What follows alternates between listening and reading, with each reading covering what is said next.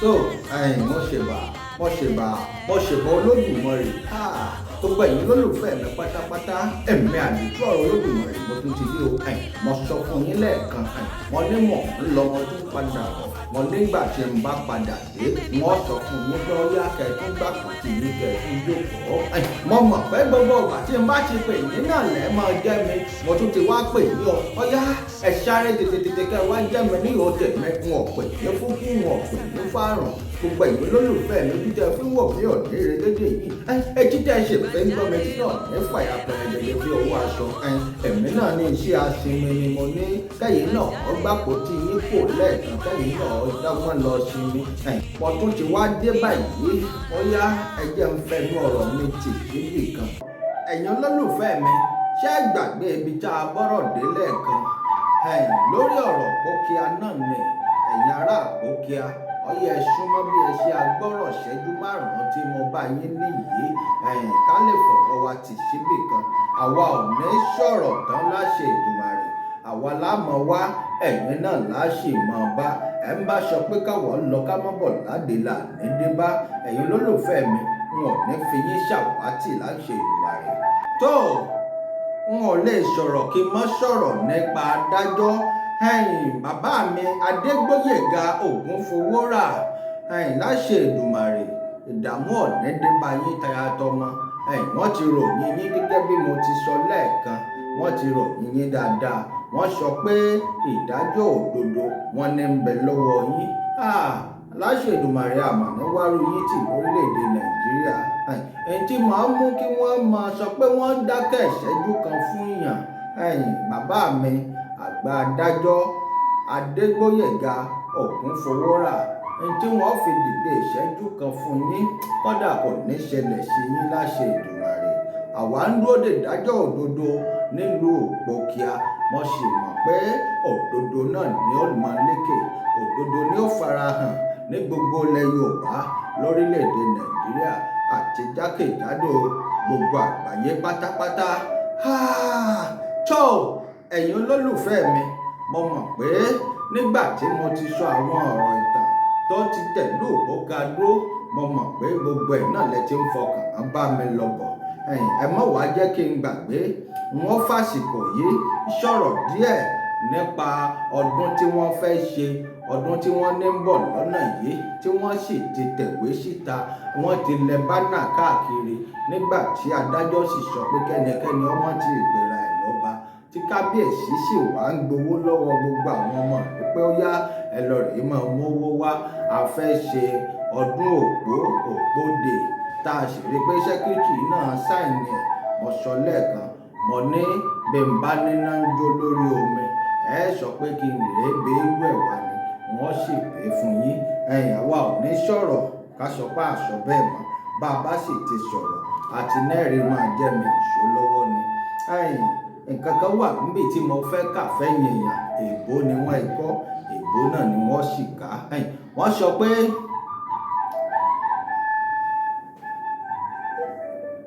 this is to update all the sons and daughters of Ipokia Kingdom home and away that Opode celebration the year 2024 is around the corner. Second day of Ileya. Thanks to Almighty God and His Royal Majesty for the progress. Now, as we all know that there is limited space at the usual venue of the event. Therefore, all the interested associations, clubs, bases, and family that want to be on the main field arena are advised to quickly come forward to book for their stands and tents as the year Opode is promising the massive. And warning for bookings and other enquiries, contact Comrade Idowu Toji Ajibade, Chairman IPYDC on wọ́n fi fóònù nọ́mbà wọn bẹ́ẹ̀ wọn ò ní pè yín jáde wọ́n wá sọ pé tàbí Comrade Yusau Omelabu, Secretary Ipokia Palace, Secretary Ipokia Palace. Bẹ́ẹ̀ bá gbọ́ dáadáa, bẹ́ẹ̀ gbọ́rọ̀ mi dáadáa tí mo kà wọ́n ṣèpolówó òpóde tí ń bọ̀ lọ́nà ni. Nígbà tí wọ́n sì ṣèpolówó ẹ̀ díẹ̀ ni wọ́n sọ pé ní bá fẹ́ búùkù ẹ̀ bá fẹ́ sanwó lẹ̀ tó fẹ́ sanwó láti gba àyè ní fíìdì, àyè wo ni wọ́n ń gbà. Ṣe rí pé kòwó jẹ lílé yìí kì í ṣe kòwó jọ. Kò sí nǹkan kan tí ó máa ṣẹlẹ̀ nílẹ̀ Yorùbá bóyá dáadáa ni àbí dàkejì, àwa yìí ọ̀ṣọ́ àgbéjáde. Bẹ́ẹ̀ bá ṣe dáadáa àṣọ, bẹ́ẹ̀ bá sì tún ṣe tó kù díẹ̀ káàtó àṣọ fọmọ aráyé wọn ó sì gbọ́. Gbogbo ohun tó bá ṣẹlẹ̀ lórí ọ̀rọ̀ Ìpókíà yìí, gbogbo ẹ̀lẹ́mí àdìtú ọ̀rọ̀ Olódùmarè ó gbé jáde pátápátá. Tó ọ̀rọ̀ Ìpókíà dé, ẹ dákun ẹ jẹ́ ń dákun àwọn tó jẹ́ ọmọ oyè gangan táwa ṣiṣẹ́ ìwádìí wa débẹ̀ tá a sì gbà tá a sì kọ̀ǹfàmù wọn dáadáa pé àwọn yìí gangan lọmọ oyè. Ṣé ẹ mọ̀ pé mo sọ fún yín nínú ètò mi tí mo kọ́kọ́ ṣe síwájú, mo sọ wípé àwọn ọmọ oyè ń bẹ ìdílé mẹ́rin ni wọ́n dákọ̀ ìdílé mẹ́rẹ̀ẹ̀rin ọ̀hún. Ó dàbí inú prógráàmù mi ẹ̀kan wọn ò láǹfààní láti lè dákọ̀ wọn, àmọ́ báyìí wọ́n dákọ̀ wọn lẹ́yọ kọ̀ọ̀kan. Àwọn ọmọ oyè tó jẹ́ pé ó yẹ kí wọ́n jọba. Ṣé ẹ gbàgbé pé nínú àwọn ọmọ oyè yìí ni wọ́n ti yan ọ̀kan? Ifá ni ó sì yàn. Tọ́ra àti sọ fún yín pé Ifá ni máa ń yàn ní Ìpókíà, ìlú Ìpókíà Ifá ni máa ń yàn. Nígbà tí wọ́n bá gbé fájanlẹ̀ gbàá, tí wọ́n ní olùmúlọ́tún olùkànràn lósì, tí wọ́n ní àárín ọpọ́n báyìí ìta ọ̀run ni, tí wọ́n bẹ̀rẹ̀ sí ní dífá. Mo ṣègbẹ̀yìn onífá o, ẹ jẹ́ bá mi ó ṣe. Tí wọ́n bẹ̀rẹ̀ sí ní dífá, nígbà yìí gangan ni fáwọ̀ àfọre, tí fáwọ̀ á sọ pé ẹni báyìí gangan ní ọ̀jọ̀ba. Ní tí wọ́n máa ń ṣe látàyè baba ńlá baba wọn ni. Ẹni tí Fábá sì ti mú òun ní ọ̀jọ̀ba láàrin wọn. Kí ló wá dé tẹ́nìkan àtọ̀húnrìnwá kan wà dédé tí ó wá sọ pé àwọn lọ dìbò? Ẹ dákun, kèé ṣèbò ni wọ́n fi ń yanba nílẹ̀ Yorùbá, kèé ṣèbò ni wọ́n fi ń yanba nílùú Ìpókíà. Ìbò tẹ́ ẹ bá dì ẹ má jẹ ìtàn yín, ẹ dì sápò ara yín ni. Adájọ́ ti wà nílẹ̀ yìí ó sì ṣèdájọ́, Olódùmarè ó sì fàdájọ́ ṣe. Kò sí ìbátẹ́ ilé ìgbé fàdájọ́ eléyìí ká gbà lọ́wọ́ yín, èmi mo sọ bẹ́ẹ̀. Ìdílé Òkèlẹ́yẹ, ìdílé Òkèlẹ́yẹ àwọn ni àkọ́kọ́, ìdílé àkọ́kọ́. Ìdílé ẹlẹ́ẹ̀kejì ni ìdílé Aṣáde.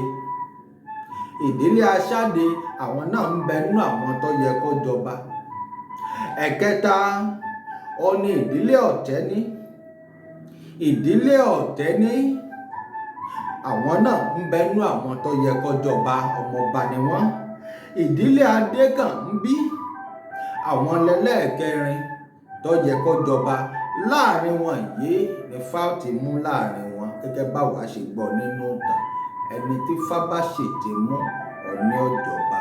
Kí ló wá dé tó jẹ́ pé àwa àtọ̀húnrìnwá tí wọn ò mọ̀tà kankan nípa tí ń bẹ́lẹ̀ yìí? Mo ti sọ nínú ètò mi àkọ́kọ́ pé bẹ́ẹ̀ bá mọ̀tàn ni ẹ ní lọ dìbò, torí pé béèyàn bá dìbò wọlé, bọ́bá ilé jókòó sórí àpèrè, ìlú ò ní túbà kò ní túṣẹ. Àmọ́ bẹ́ẹ̀ bá jẹ́ kí fáyàn bí ti yàn inú àwọn alálẹ̀ ó dùn, wọ́n ó sì yan ẹni tó jẹ́ pé òun ló yẹ lóyè tó yẹ kó jọba. Gbogbo àwọn tá a kà yìí kì í ṣe pé gbogbo wọn náà kọ́ ni ò yẹ kó jọba. Ọmọ ọba ni gbogbo wọn, àmọ́ wọ́n ní mọ̀kànmọ̀kàn lóyè ń kàn. Ẹni tí Fábá ti mú náà ní ọ̀jọ̀ba. Kí ló wá dé?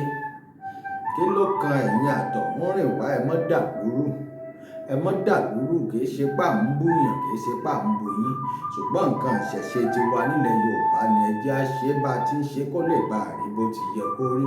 Tó gbogbo ẹ̀yin olólùfẹ́ mi, ìgbàkúùgbà tí adájọ́ bá sọ pé yá ẹjọ́ yá, mo mọ̀ pé Olódùmarè ó fún wọn ṣe. Ẹ ń bá wo ojú burúkú wo adájọ́ kọ̀rọ̀kọ̀rọ̀, Olódùmarè ó gbọ́ nítọ̀hún nígi lójú. Ẹ ń bá fojú wo àwa náà burúkú kọ̀rọ̀kọ̀rọ̀, Olódùmarè ó bá wa gbà lójú.